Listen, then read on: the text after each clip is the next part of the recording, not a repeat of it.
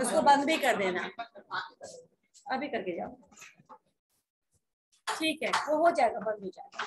Now evolution of management thought, यानी किस चीज का इवोल्यूशन की हम बात कर रहे हैं? मैनेजमेंट की जो डिफरेंट स्कूल ऑफ थॉट्स है, डिफरेंट स्कूल ऑफ थॉट्स करने का मतलब है अलग अलग विचारधारा के जो अप्रोचेज हैं उसको हम स्कूल ऑफ थॉट्स कह सकते हैं, उसका कैसे इवोल्यूशन हुआ, यानी कैसे उसका क्रमबद्ध विकास हुआ। Sequential development of anything is known as evolution. Like human being evolve, हम ऐसे ही नहीं धरती पर आए थे जैसे अभी है, ठीक है ना, हम पूंछ लेकर आए थे, राइट। हम क्वाड्रिपेडल हुआ करते थे, क्वाड्रिपेडल मतलब 4 पैरों पे चलने वाले हुआ करते थे। स्लोली एंड ग्रेजुअली हमारा कैसे होता गया, जो हमारा स्पाइन है वो धीरे धीरे सीधा होते गया, हम क्वाड्रिपेडल से बाइपेडल हो गए, 2 पैरों पे चलने वाले। और जिस चीज का हमने उपयोग नहीं किया वो क्या हो गया, धीरे धीरे एक्सटिंक्ट हो गया। तो उस जनरेशन में पूंछ एक्सटिंक्ट हो गया, हमारे पास अभी भी पूंछ है लेकिन वो बिल्कुल स्टेजियल ऑर्गन है, मतलब हमारे बॉडी के अंदर है, बाहर बिल्कुल नहीं है, ठीक है ना। लेकिन अब नए जनरेशन का क्या धीरे धीरे एक्सटिंक्ट होगा, दिमाग, क्योंकि अब वो दिमाग यूज नहीं करते हैं। तो जैसे जैसे आप दिमाग यूज करना कम करिएगा तो वो इंस्टिंक्ट हो जाएगा। ये तो लॉ ऑफ नेचर है कि जिस चीज का इस्तेमाल आप नहीं करिएगा उससे नेचर आपका वापस ले लेगा। तो ये तो अच्छा हुआ कि उन्होंने टेल को नहीं यूज किया, वरना अभी बैठने के लिए प्रॉब्लम और टेल रखने के लिए भी जगह चाहिए होता, ठीक है ना, या फिर गले में लपेट के बैठते, राइट। तो खैर वो मैंने ऐसे ही बताया आपको, बस मेरा ये मतलब था ताकि आप समझिए कि हम अभी जैसे हैं वैसे हम इवॉल्व नहीं हुए थे। Slowly and gradually Manav time के साथ साथ चेंज होता गया और धीरे धीरे अब हम ऐसे हैं। मैनेजमेंट का भी ठीक ऐसा ही है, वो भी अभी जैसा दिख रहा वैसा पहले नहीं था, राइट। वो भी धीरे धीरे डिफरेंट फेजेस में चेंज होते होते अभी हम लोग शुरू करेंगे प्री साइंटिफिक मैनेजमेंट थियोरी से। उस समय में लोग मैनेजमेंट के बारे में कैसा सोचते थे, फिर क्लासिकल थियोरी ऑफ मैनेजमेंट से, उसके बाद उसके बाद neoclassical theory of management and then finally modern management theory. मैंने 4 आपको फेज का नाम लिया, ठीक है। यानी कि मैनेजमेंट उस समय भी था जिस समय हम मैनेजमेंट को एज ए मैनेजमेंट बहुत ऑर्गेनाइज सब्जेक्ट की तरह नहीं पहचानते थे। क्या हुआ, क्या हो गया, क्या हुआ बताओ, ठीक है, हंसने की बात नहीं, अगर बता सकते हैं क्या हुआ तो बताइए, नहीं तो शांत रहिए। ओके ठीक है, कोई बात नहीं, ठीक है। अभी वापस आते हैं, मैंने बोला इवोल्यूशन ऑफ मैनेजमेंट हम लोग पढ़ने वाले हैं, ये तो नहीं हो रहा, उसको बंद कर दीजिए, राइट। इवोल्यूशन ऑफ मैनेजमेंट हम लोग पढ़ रहे हैं। इवोल्यूशन मतलब मैनेजमेंट कैसे समय के साथ साथ इवॉल्व हुआ, डेवलप हुआ। तो मैं ये बोली कि उस समय भी मैनेजमेंट था जिस समय मैनेजमेंट के बारे में कुछ खास मालूम नहीं था लोगों को कि हम ये मैनेजमेंट कर रहे हैं, हम ये प्रबंधन कर रहे हैं, ठीक है। लेकिन that time also people used to manage their resources. जो चीज नहीं होता था उस चीज की कमी को कैसे समय रहते खत्म कर लेता था, जैसे शिकार करना है या जंगलों से फल फूल तोड़ के लाना है तो फिर सूरज ढलने से पहले कर लो ये काम, क्योंकि बाद में प्रकाश का, इलेक्ट्रिसिटी का कोई आविष्कार नहीं है, तो हमारे पास कोई ऑल्टरनेटिव मोड ऑफ लाइटिंग नहीं है। समझ में आया। उस समय पत्थर को, उसके बाद पत्थर से पत्थर, पाषाण काल बोलते थे ना उसको, स्टोन एज, जिस समय पत्थर से पत्थर घिस करके आग जलाया गया। तो इस तरीके उस समय भी मैनेजमेंट होता था, राइट। उस समय भी कुकिंग होती थी, उस समय भी लोग खाना खाते थे, उस समय भी लोग कपड़े पहनते थे, लेकिन इतना फैंसी नहीं, इतना ज्यादा बना हुआ नहीं, ब्रांडेड नहीं, वो ठीक है पढ़ते ना वो पत्तों का और छाल का और पता नहीं क्या क्या, व्हाटएवर। उनकी लाइफ इतनी स्टेबल थी, उनकी लाइफ इतनी सिंपल थी, ठीक है ना, कि उनको ज्यादा कुछ चाहिए नहीं था, but still they uses management, है ना। उनको मालूम भी नहीं था हम कर क्या रहे हैं, लेकिन वो भी अपने जितने ही रिसोर्सेस थे उतना का ही इंतजाम करके अपना काम चला रहे थे। समहाउ प्रबंधन हो रहा था, राइट। अब मैं बोलती हूँ कि ये कैसे, तो मैनेजमेंट आपको पता है टाइम इमेमोरियल टाइम से है, जब तक हमारा और आपका लाइफ इतना कॉम्प्लेक्स नहीं हुआ था, हमारा दिमाग इतना डेवलप नहीं हुआ था, तब भी हम कुछ ना कुछ जरूर करते थे। तो पैरेलल पार्ट एंड पार्सल रहा है ये ह्यूमन लाइफ का, ठीक है। जरूरी नहीं सिर्फ ऑर्गेनाइजेशनल स्ट्रक्चर में ही हम मैनेजमेंट को यूज करें, हम अपने लाइफ में भी यूज करते हैं। ये तो शुरू ही गया था डेली रूटीन से, राइट। तो अब हम करते हैं कि कैसे कैसे ये आया मैनेजमेंट, मतलब कैसे कैसे मैनेजमेंट आया। आपको याद रहे इसलिए एक डायग्राम मैंने आपके नोट्स में दिया है, ठीक है ना, जो डायग्राम मैं अभी आपको बता देती हूँ सिंपल वे में, not so hi fi, right. इसको क्या करेंगे आप, मैनेजमेंट के इवोल्यूशन को 4 भाग में आप क्या कर सकते हैं, बांट सकते हैं। एक को क्या बोले, इवोल्यूशन ऑफ मैनेजमेंट। इवॉल्व मतलब विकास होना, systematic development of anything is known as evolution, ठीक है। तो बीच में चले गए थे तो छूट गया था। नाउ पहला क्या है ये, pre scientific approach of management, ठीक है ना, सबसे पहले यही आया। अच्छा, प्री का मतलब क्या होता है, हाँ, प्री का मतलब पहले, तो साइंटिफिक से पहले जो आया उस सब को हम लोगों ने एक जगह क्लब करके pre scientific approach of management के अंदर क्लासिफाई कर दिया। इसके अंदर चार्ल्स बैबेज आए, रॉबर्ट अर्विन आए, ठीक है ना, राउंडट्री आए, और भी बहुत सारे लोग हैं जो इसके अंदर आए, ठीक है ना। आपका जो स्टीम इंजन का खोज किसने किया था, जेम्स बॉन्ड, नहीं सॉरी बॉन्ड नहीं, राइट ब्रदर्स तो एरोप्लेन उड़ा रहा था। तुम कहाँ चले गए, जेम्स बॉन्ड, नहीं नहीं नहीं, क्या नाम है, स्टीम इंजन का आविष्कार किसने किया, हाँ हाँ, जेम्स वॉट, बिल्कुल समझ में आया। तो जेम्स वॉट ने स्टीम इंजन का आविष्कार किया, तो वो उन सबका भी नाम आएगा इसमें, राइट। तो उन सब ने अपने अपने हिसाब से कुछ ना कुछ मैनेजमेंट के बारे में जो उनको लगा उन्होंने बताया, पर ये बहुत ज्यादा ऑर्गेनाइज या सिस्टमेटिक नहीं था। सब ने किसी एक पॉइंट या 2 पॉइंट के बारे में बात की, but they are not multiple dimensional approach नहीं था इनका, ठीक है। फिर भी to start with, we'll start from pre-scientific approach of management. इससे पहले मैनेजमेंट के बारे में कुछ ट्रेसेस नहीं है, यहाँ से शुरू हुआ, ठीक है।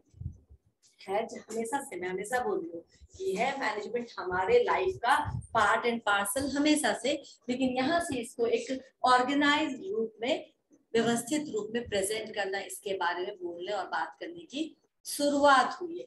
इसके बाद आएगा क्या, क्लासिकल अप्रोच ऑफ मैनेजमेंट। में शॉर्ट में लिख रही हूँ, मैनेजमेंट का स्पेलिंग मालूम है ना, इसीलिए मैं शॉर्ट में लिख रही हूँ। अप्रोच का स्पेलिंग वहां लिख दिया है, APPROACH, राइट। क्या, हाँ जरूरी है, बहुत जरूरी है, पूछेगा, बहुत कुछ पूछेगा, आप ध्यान से सुनो, ठीक है। These are very important for management students. और आप अभी से क्यों आपको भारी लग रहा है, बहुत आसान हो जाएगा। देखो, classical approach of management, pre scientific approach of management, 2 भाग में हमने बांट दिया। अभी क्या आएगा, neo classical approach of management, right. And finally अभी ये क्या है, this is how it evolve, ऐसे ऐसे वो क्रमबद्ध विकास हुआ इसका। And finally modern management approach, ठीक है। ये 4 याद रहेगा आपको, अभी तो कुछ नहीं याद रखना, सिंपल याद रखना है, pre scientific, classical, neo classical and modern management, right. ये 4 बात किसी तरीके से याद रखना है आपको। अब आप इवोल्यूशन लिखते समय अगर मॉडर्न पहले लिख देंगे और प्री साइंटिफिक बाद में लिखेंगे तो गड़बड़ हो जाएगा ना। पहले बुढ़ापा नहीं आता, पहले बचपना आता है, फिर बुढ़ापा आता है। तो आप इस तरह से हेर फेर नहीं कर सकते सीक्वेंस में, राइट। तो ये इसी ऑर्डर में आएगा, pre scientific, then classical, then new classical and then modern management, correct, ठीक है। अब तुम पूछोगे कि इसको मैम ने बोला प्री साइंटिफिक नाम इसलिए क्योंकि ये साइंटिफिक से पहले आया, राइट। तो ठीक है, साइंटिफिक से पहले आया। तो क्लासिकल अप्रोच का पहला जो थ्योरी है, पहला जो थ्योरी है इसका नाम क्या है, साइंटिफिक मैनेजमेंट थ्योरी, राइट। तो साइंटिफिक मैनेजमेंट, क्लासिकल का पहला ही है scientific management approach of management या साइंटिफिक मैनेजमेंट थ्योरी। अब ये साइंटिफिक और इससे पहले सिर्फ ये बात हुई थी, इसीलिए इसको हम बोले क्या, pre scientific approach of management. बस सर इतना ऑफ मत करिए, सो जाएगा, थोड़ा सा उधर का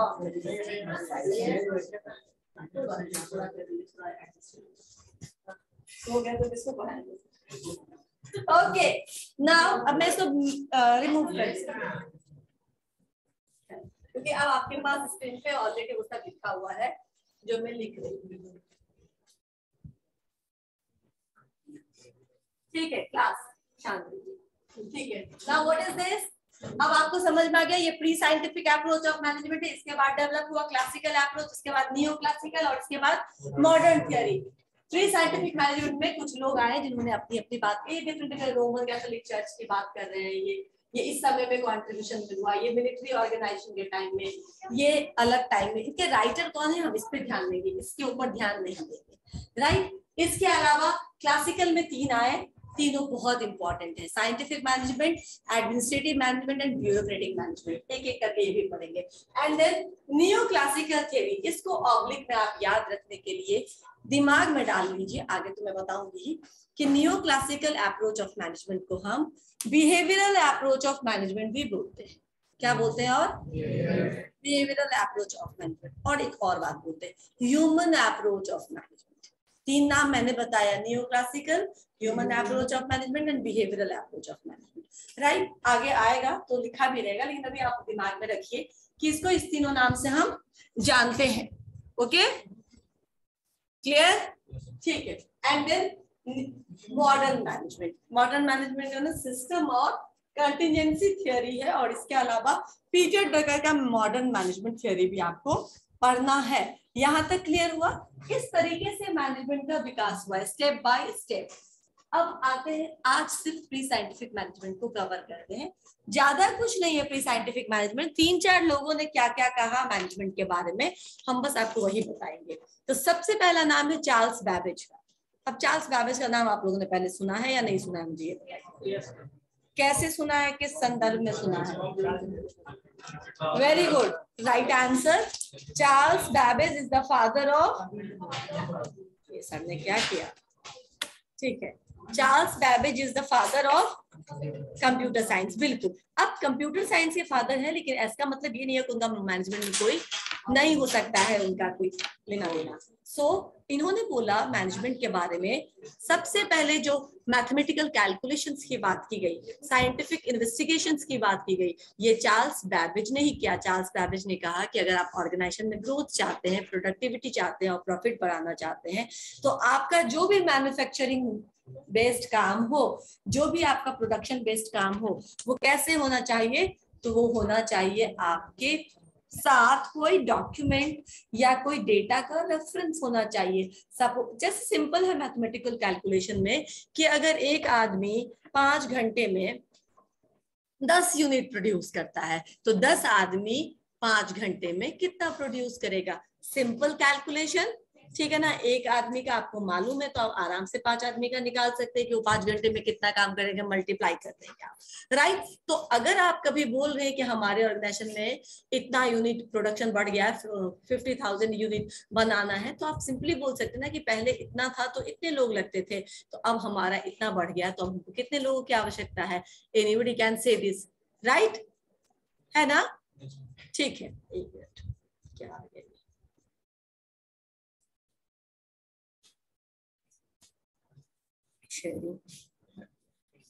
ओके। तो इस तरीके से आपका कोई भी जो फ्यूचर डेटा रहेगा या जो आप फ्यूचर में काम करना चाहते हैं, उसका बेसिस क्या होना चाहिए? उसका बेसिस होना चाहिए कि आपके पास क्या उसके लिए मैथमेटिकल प्रूफ है या कैलकुलेशन से ही क्या सब। समझ में आया? ठीक है। इसके बाद हमारा आया पॉइंट नेक्स्ट, तो चार्ल्स बैबेज आपको समझ में आया। अच्छा, अब मैं आगे आपको जब साइंटिफिक मैनेजमेंट पढ़ाऊंगी तब बताऊंगी who is the father of scientific management. FW Taylor, ठीक है। तो FW Taylor is the father of scientific management, लेकिन अभी तुमको नहीं मालूम है, कोई बात नहीं, उन्होंने भी यही बात कही, ठीक है ना। लेकिन Charles Babbage is not the father of scientific management, FW Taylor becomes the father of scientific management, क्योंकि उन्होंने सिंपल सा एक लाइन दिया, स्टेटमेंट दिया कि आपके पास मैथमेटिकल डेरिवेशन होने चाहिए, साइंटिफिक इन्वेस्टिगेशन होना चाहिए, जिसके बेसिस पर आपका फर्दर मैनेजमेंट प्रोसेस प्लान होना चाहिए, राइट। लेकिन FW टेलर ने इसके अलावा भी आपको बहुत सारे प्रिंसिपल्स दिए जहां से आप साइंटिफिक तरीके से काम कर सकते हैं और बहुत सारे टेक्निक्स दिए जिससे आप उनको इम्प्लीमेंट कर सकते हैं। तो उन्होंने सघन जिसको बोलते हैं ना कि एक ओवरऑल ऑल राउंड एक बात की साइंटिफिक मैनेजमेंट के बारे में, राइट, जबकि इन्होंने सिर्फ एक स्टेटमेंट दिया और बंद कर दिया बात को। ठीक है, तो इतने से काम नहीं चलेगा, you have to explain it. लोगों को समझाने के लिए आपको टेक्निक्स प्रिंसिपल सारे बताने पड़ते हैं। तो ये समझ में आ गया? ठीक है, अब रॉबर्ट ओवेंस की बात करते हैं। रॉबर्ट ओवेंस कौन थे? ये प्रमोटर थे कोऑपरेशंस के एंड ट्रेड यूनियन के, यानी कि जितने भी कोऑपरेटिव ऑर्गेनाइजेशंस हैं और जो ट्रेड यूनियन है मूवमेंट, ट्रेड यूनियन मूवमेंट में तो समझते हो ना, मजदूर संघ ट्रेड यूनियन बोलते हैं हम उसको, या फिर व्यापारी संगठन, राइट। तो ये ट्रेड यूनियन का एक जो मूवमेंट चला था इंग्लैंड में, इसने उसको प्रमोट किया था और इन्होंने इम्फसाइज किया था कि ऑर्गेनाइजेशन में ह्यूमन एलिमेंट होना चाहिए। अभी हम ह्यूमन एलिमेंट की बात तो नियो क्लासिकल में करेंगे, तुम्हें मालूम है ना, नियो क्लासिकल को हमने ह्यूमन अप्रोच भी बोला, लेकिन इन्होंने उसी समय बोल दिया था बहुत पहले ही कि ह्यूमन एलिमेंट होना चाहिए इंडस्ट्री में, जिससे कि ह्यूमन रिसोर्सेज को आप अलग तरीके से ट्रीट करें, क्योंकि वो आम रिसोर्सेज से डिफरेंट है। आप उनको हाउसिंग फैसिलिटी दे, आप उन वर्कर्स को ट्रेनिंग दे, हाइजीन दे, मतलब जहाँ पे वो रहते हैं उनके बच्चों के लिए एजुकेशन की जो भी आप वेलफेयर फैसिलिटीज दे सकते हैं अपने एम्प्लॉयज को, वो सब दीजिए, ताकि उनकी जो बेसिक नीड्स से सेटिस्फाई रहेंगे तो वो मन लगा के काम करेंगे। ठीक है, तो रॉबर्ट ओवेंस ने इसके बारे में बोला। अब हेनरी रॉबिन्सन ट्री, 3-4 ही नाम दिए, ज्यादा चिंता मत करो, ज्यादा याद नहीं रखना पड़ेगा। इनका कहना था कि कहीं भी ग्रोथ करना है, कहीं भी किसी भी ऑर्गेनाइजेशन को ग्रो करना है, तो 2 कॉम्बिनेशन होना चाहिए। इंजीनियरिंग का कॉम्बिनेशन होना चाहिए इकोनॉमिस्ट के साथ, क्योंकि engineering will develop new technology, ठीक है ना, नए नए मशीन, नए नए टेक्नोलॉजी और नए नए तरीके को वो डेवलप करेगा, काम करने के लिए आसान बनाएगा। और ये कंबाइन होना चाहिए किसके साथ? इकोनॉमिस्ट के साथ, जिसका दिमाग बहुत फाइनेंशियल होना चाहिए, जो फाइनेंशियल तरीके से सोच सके कि where to invest, where it is profitable. समझ में आ रहा है? तो जब हम दोनों कॉम्बिनेशन से करेंगे तो हमारा काम ज्यादा अच्छा होना चाहिए। इसीलिए इन्होंने इकोनॉमिस्ट और इंजीनियर दोनों ही तरह के दोनों में जो वेटरन हो उसको मैनेजर बना। ठीक है ना, ये इनका अपना उस समय का फाइंडिंग्स था। एंड देन लास्टली सी वू राउंडट्री एक्चुअली इनका एक पब्लिक ओपिनियन था लेबर वेलफेयर स्कीम से रिलेटेड, यानी कि कितना लंबा वर्किंग आवर्स होना चाहिए, कितने ब्रेक होने चाहिए, क्या हॉलीडेज होने चाहिए, ये सारा इन्होंने काम किया। और इन्होंने लेबर वेलफेयर सोसाइटी से रिलेट करते थे और इन्होंने भी वेलफेयर के बारे में बात की, राइट। आपको मैंने इतना ही दिया है, इसके अलावा भी 2-3 लोग, लेकिन इतना आपको डिटेल पे नहीं जाना, राइट। ये आपसे पूछेगा भी शायद, ठीक है ना, कभी एमसीक्यू में कुछ आ गया तो आगे, नहीं तो ये इतना इंपॉर्टेंट नहीं था। क्या इंपॉर्टेंट नहीं था? प्री साइंटिफिक में जो हम लोगों ने पढ़ा है उसको, लेकिन फिर भी आपका कॉन्सेप्ट क्लियर होना चाहिए। कई बार कॉम्पिटिटिव एग्जामिनेशन में पूछ देता है राउंडट्री इज नोन फॉर, ठीक है ना, Robert Owens is known for, आपको मालूम है trade union movement, Charles Babbage has told about, क्या? ठीक है, अगर कंप्यूटर है तो ऑब्वियसली तुम कंप्यूटर को ही टिक करना, लेकिन अगर वो नहीं दिया हुआ तो you can say about the mathematical derivations and supports of managerial process, right. Okay, इतने के बाद हम लोग आ जाएंगे किस पे? साइंटिफिक मैनेजमेंट पे। साइंटिफिक मैनेजमेंट फेडरिक विंसलो नाम है इनका, FW, ठीक है ना, FW stands for Frederick Winslow. FW Taylor ने क्या कहा? अब FW टेलर, इन्हीं को हम बोलते हैं फादर ऑफ मॉडर्न मैनेजमेंट। मैं थोड़ा सा इनके बारे में आपको बता देती हूँ कि इन्होंने अपनी कंपनी को एज ए लेबर ज्वाइन किया था, ठीक है ना, he joined his company as a labor and within the year of 6 years, ठीक है ना, within the span of 6 years he become the CEO or the manager of that particular company। जो top positions होते हैं वहां पे पहुंच गए, ठीक है। और यहाँ पर उन्होंने अपने काम करते करते अपने मैनेजमेंट के एक्सपीरियंस से इन्होंने एक बुक लिखी जो साइंटिफिक मैनेजमेंट पर बेस्ड था, प्रिंसिपल ऑफ साइंटिफिक मैनेजमेंट, जिसमें इन्होंने कहा कि कहाँ कहाँ हमारी गलतियां होती है और कैसे हम इस गलतियों को मिनिमाइज करके अपनी प्रॉफिटेबिलिटी को बढ़ा सकते हैं, इंप्रूव कर सकते हैं। He alone has not done this, ठीक है। Along with FW Taylor, Frank and Lillian Gilbert, ठीक है ना, हेनरी एल गार्न, इन्होंने भी उनके मदद, एंड हैरिंगटन इमर्सन, इन्होंने भी मदद किया था। सिग्निफिकेंट कंट्रीब्यूशन इनका भी रहा इन डेवलपिंग साइंटिफिक मैनेजमेंट। लेकिन FW टेलर ने इस पे बहुत प्रभावी ढंग से काम किया and he has given 5 principles of scientific management. ठीक है, इतना तो कुछ मैंने अभी खास नहीं बताया आप लोगों को, ठीक है ना, बस इतना ही चीज बताया। अभी इतना पढ़ने का मतलब यही हुआ कि FW टेलर ने अपने एक्सपीरियंस के बेसिस पर प्रिंसिपल ऑफ साइंटिफिक मैनेजमेंट का बुक लिखा। ठीक है, कौन मतलब किस चीज का अप्रूवल? बुक लिखने का। इसको अप्रूवल की जरूरत है? तुमको बुक लिखना है, लिखो। तुमको किससे अप्रूवल लेना है? पब्लिश बोलो। पब्लिश किसने किया था? किया होगा किसी पब्लिशिंग कंपनी ने। ठीक है, जब आपके कहानी में कंटेंट रहेगा या आपके बुक में कंटेंट मतलब समझते हो ना क्या? अच्छा रहेगा, ठीक है ना, आपने कुछ सही बातें लिखी है जिस पर रिसर्च पर बेस्ड बातें लिखी है, तो वो कोई भी पब्लिश करेगा। 10 पब्लिशर आपको मिलेंगे। अगर आपने फालतू बात छापा है तो कोई नहीं लिखेगा, राइट? फिर आपको ढूंढना पड़ेगा पब्लिशर। तो इन्होंने ये बुक पब्लिश किया। अब इनका पहला था, सिंपल है, क्या मतलब है साइंटिफिक मैनेजमेंट का? What do you mean by scientific management? आपको बहुत बार बता चुकी हूँ मैं। साइंटिफिक मैनेजमेंट का मतलब होता है सबसे पहले to find out what is exactly required to be done। पता करिए कि सबसे पहले आपको क्या करना है। एकदम सही सही आप उस चीज पर पहले जाइए कि आपको क्या करना है, and then find out the best possible way to perform that particular task. यही तो है साइंटिफिक मैनेजमेंट। क्या करना है ये जान लो, और सबसे सरल तरीका, सबसे सुरक्षित तरीका, जिसमें आप सबसे कम रिसोर्सेज को यूटिलाइज किए बिना आप सेम टाइप का रिजल्ट प्रोड्यूस कर देते हैं। ठीक है ना, क्वालिटी रिजल्ट प्रोड्यूस कर देते हैं। तो यही साइंटिफिक मैनेजमेंट है, राइट? अब इसको बाकी के लोगों ने भी अपने अपने तरीके से डिफाइन किया। जैसे आपको मिलेगा scientific management characterises the form of organisation and procedure in purposive collective efforts which rests on principle और laws derived from the process. यानी कि वो प्रोसेस काम करने का या कलेक्टिव एफर्ट का वो तरीका जो किस चीज पे एम्फसाइज करता है, जो इस चीज पे ध्यान देता है कि जो ये तरीका जो है वो साइंटिफिकली आपने डिराइव किया है, साइंटिफिक इन्वेस्टिगेशन पर बेस्ड है, साइंटिफिक एनालिसिस पर बेस्ड है। यानी कि नो गेसवर्क, कोई यहाँ पे अनुमान नहीं लगाया जा रहा है, कोई अंधेरे में तीर नहीं लगा रहे हैं हम लोग कि चल गया तो चल गया, नहीं तो कोई बात नहीं, क्योंकि एक एक तीर का कोई कॉस्ट होता है, राइट? तो जब भी आप तीर चलाएं आप बिल्कुल श्योर हो जाए कि वहां आपका कोई जो जिस पे भी आप साध रहे हैं निशाना वो आपका प्रेजेंट है। समझ में आ रहा है? समझ में आ रहा है? तो अलग अलग तरीके से इसको डिफाइन किया गया। ट्रायल एंड एरर बेस्ड नहीं होना चाहिए management. Now trial and error based means कि हम कर रहे हैं, हो गया तो ठीक, नहीं हो गया तो कोई बात नहीं, क्योंकि नहीं हुआ तो बहुत सारा रिसोर्सेज जो आपने किया वो वेस्ट कर दिया। Got it? ओके, एक पॉइंट बस मैं इसका कवर कर लेती हूँ क्योंकि थोड़ा सा पॉइंट है इसमें। सबसे पहला पॉइंट है साइंटिफिक मैनेजमेंट थियोरी का rule of thumb, replacement of rule of thumb bye scientific investigation. से कहां चला गया? चलो तुम लोग मैं दिखा देती हूँ।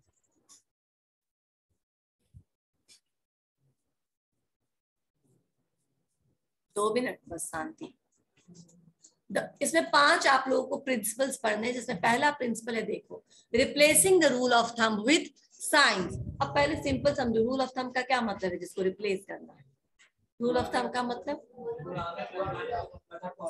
पुराना मेथड, और ठीक है, और hit and trial method, very good, और गेस वर्क। ठीक है, रूल ऑफ थंब का मतलब वो एक घिसा पिटा तरीका, वो आपका जो चीज आपके गेस पे डिपेंड करता है, इंट्यूशंस पे डिपेंड करता है। हिट एंड ट्रायल मेथड कि चल गया तो ठीक है, नहीं चला तो कोई बात नहीं। इसको रिप्लेस करिए, इस एटीट्यूड को रिप्लेस करिए, इस प्रोसीजर को रिप्लेस करिए, इस मेथड को रिप्लेस करिए। किस चीज से? साइंटिफिक तरीके से, ठीक है ना। यानी कि अब जो हमारा था स्वदेश मूवी, अगर किसी ने देखा होगा तो देखा होगा कि गांव का कोई एक जानकार आदमी आसमान की तरफ देखता है और बोल देता है कि इस बार बारिश कैसी होगी, खेती कैसी होगी। तो जो हमारा हार्वेस्टिंग या जो हमारा सोइंग सीजन होता है, मतलब जब हम बीज को बोते हैं, ठीक है ना, वो जो टाइम होता है वो बताता था कि इस बार बो या नहीं बो, क्योंकि it all depends upon his prediction की बारिश अच्छी होगी कि नहीं, राइट? इस पर आप काम मत करिए, क्योंकि वो कोई यंत्र नहीं है, उसके पास कोई सिस्टमेटिक फॉर्मूला नहीं है, वो आपको ये एक्सप्लेन नहीं कर सकता कि उसने ये क्यों कहा, ठीक है ना, किस चीज के बेसिस पे कहा।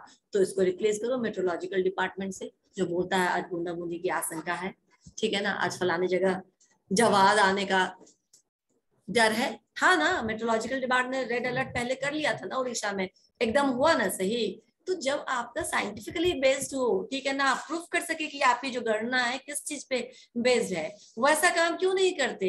ऐसे क्यों कहीं पे भी झटा मार रहे हो, झटा मार रहे हो मीन्स की कहीं पे भी तीर फेंक रहे हो, निशाना लगा रहे हो, समझ में आया? राइट। तो replacement of rule of thumb, ये जो आपका गेस वर्क वाला तरीका है, इसको आप खत्म करिए, क्योंकि इट कम्स विद कॉस्ट, इसमें बहुत ज्यादा वेस्टेज का फियर रहता है।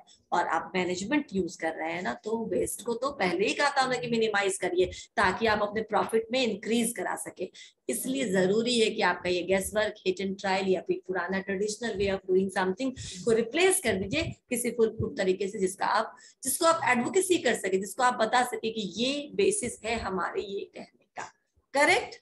ठीक है। अब ये पॉइंट चार्ल्स बेबेज ने भी कहा था, लेकिन वो इसके बाद कुछ नहीं बोले थे, ये इसके बाद भी बहुत कुछ बोले। समझ में आया? जिसको हम लोग नेक्स्ट क्लास में देखेंगे। ओके, बहुत सारे बच्चों के लिए